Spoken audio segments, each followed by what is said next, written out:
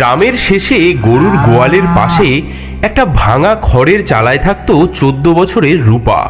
রাতে তার মাথার উপর ফুটো দিয়ে জল পড়তো, দেওয়ালের ফাঁক দিয়ে সাপ বিছে ঢুকতো, আর ঠিক তার পাশেই দাঁড়িয়েছিল তার সৎমার দোতলা পাকা বাড়ি, যেখানে সৎমা আর তার মেয়ে মায়া থাকতো বিলাসিতায়। মাত্র 2 মাস আগে পদ্মার বন্যায় নৌকাডুবিতে রূপার মা বাবা চলে যায়।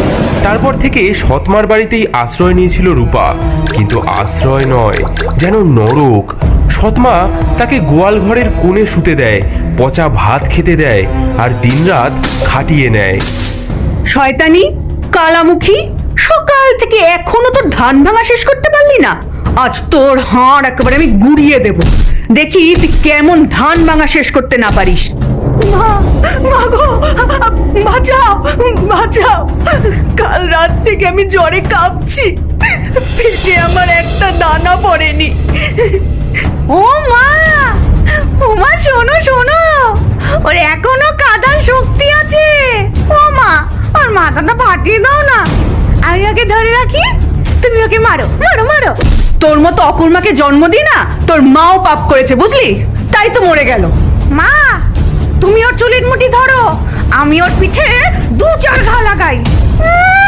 বড্ড বাড়বাড়ন্ত হয়েছে। কাল দেখলাম পাড়ার ছেলেরা ওর দিকে তাকিয়ে হাসছে, যেন রাজকন্যা। হারামজাদি, তোর এই রূপ আমি মাটি করে দেবো একেবারে। চল চল মায়া, এখন ওকে রেহাই দি, দুপুরে দেখবো ও আজ কি খায়। দিনের পর দিন এমনই চলে অত্যাচার। রূপা কাজ করে যায়, আর সৎমা ও মায়া উপভোগ করে তার কষ্ট। এই যে, এই খা, তোর এই যোগ্যতা। দেখো মা, ও কেমন পচা ভাতগুলো খায়, ঠিক যেন পুকুরের মতো। আর শোন, আজ পুকুর থেকে তুই কলমি শাক তুলে আনবি বুঝলি, নইলে কিন্তু রাতে খাবার পাবি না। কিন্তু মা, পুকুরে তো এখন সাপের উপদ্রব। তাতে কি হয়েছে, সাপ কামড়ালে কামড়াবে, তাতে আমাদের। সেদিন বিকেলে আকাশে কালো মেঘ জমেছে, কাল বৈশাখী ঝড় আসছে।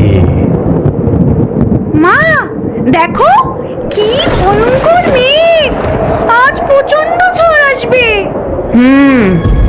ঠিক সময় ঝড়টা আসছে, আজ রাতেই শেষ করবো এই অলক্ষণীটাকে। কি করবে মা? শোন, আমাদের বাড়ির পেছনের ওই বনে একটা পুরনো তেঁতুল গাছ আছে না, সেখানে এই সময় খুব টক তেঁতুল ধরে বুঝলি। ওকে ওই ঝড়ের রাতে